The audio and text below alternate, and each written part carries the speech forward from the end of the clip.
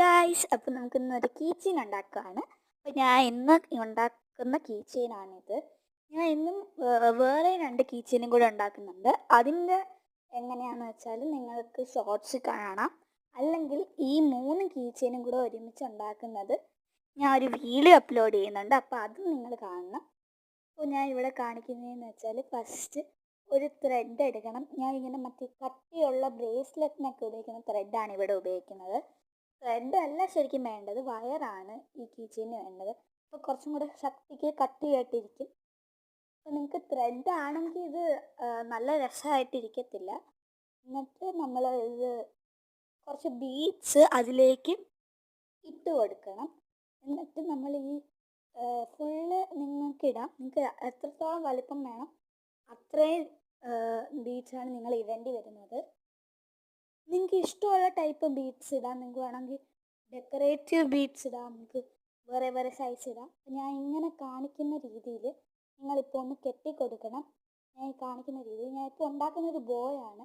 First നമുക്കിങ്ങനെ ഒരു ബോ പോലത്തെ കീ ചെയിൻ ഫസ്റ്റ് നമ്മളിങ്ങനെ ഒരു ബ്രേസ്ലെറ്റ് കിട്ടുന്ന പോലെ ഒന്ന് കെട്ടിക്കൊടുക്കണം. എൻ്റെ ടൈറ്റ് അല്ലാഞ്ഞുകൊണ്ട് ഞാൻ പിന്നെയും ടൈറ്റ് ആക്കി കൊടുത്തു.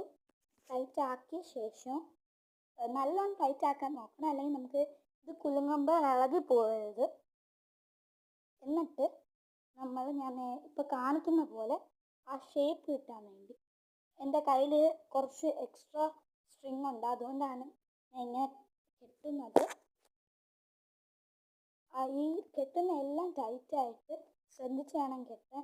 ഈ നടുക്ക് വേണമെങ്കിൽ നമുക്ക് വേറെ കളറുള്ള ഒരു ബീഡിട്ട് കൊടുത്താൽ നല്ല ഭംഗിക്കിരിക്കുമായിരുന്നു. പക്ഷെ എനിക്ക് ആ ഐഡിയ അപ്പം തോന്നിയില്ല. എന്നിട്ട് ഞാൻ താഴെ ആഡ് ചെയ്ത് കൊടുത്തു. ഇനി നമുക്ക് ഇത് റിങ് വേണമല്ലോ ഇത് അറ്റാച്ച് ചെയ്യാൻ വേണ്ടി നമ്മുടെ ബാഗിലേക്കല്ലോ. അത് എൻ്റെ കയ്യിൽ ഇപ്പം എക്സ്ട്രാ ഒരു പഴയ കീ ചെയിൻ റിങ്ങൊന്നും ഇല്ലായിരുന്നു. ഞാൻ ഇത് സ്റ്റീൽ വയർ കൊണ്ട് ഉണ്ടാക്കിയൊരു ഷേപ്പാണ്. കറക്റ്റായിട്ട് റിങ്ങല്ല, ഞാൻ ജസ്റ്റ് ഒന്ന് ഹുക്ക് ചെയ്യാനിടാൻ വേണ്ടിയുള്ള രീതിയിലാണ്. നിങ്ങൾക്ക് ബാഗിലോ പൗച്ചിലോ എവിടെ വേണമെങ്കിലും ഹാങ് ചെയ്ത് വെക്കാം, നിങ്ങളുടെ കീസിൻ്റെ കൂടെയോ. അത്രയേ ഉള്ളൂ. നല്ല ക്യൂട്ടാണ്, നല്ല ഈസിയുമാണ്. എനിക്ക് ഭയങ്കരമായിട്ട് ഇഷ്ടപ്പെട്ടു. ഞാൻ എന്തായാലും ഇത് എൻ്റെ ബാഗിലും എല്ലാം തൂക്കിയിരുന്നതായിരിക്കും. ഇതാക്കണ്ടോ, ഞാൻ നേരത്തെ കാണിച്ചത് ആ മേളിലത്തെ ഈ ഒരു കീ ചെയിൻ ഉണ്ടാക്കുന്നത് എങ്ങനെയാണെന്ന് നിങ്ങൾക്ക് കാണണമെങ്കിൽ ഇതും എൻ്റെ ഷോർട്സ് അപ്ലോഡ് ചെയ്തിട്ടുണ്ട്.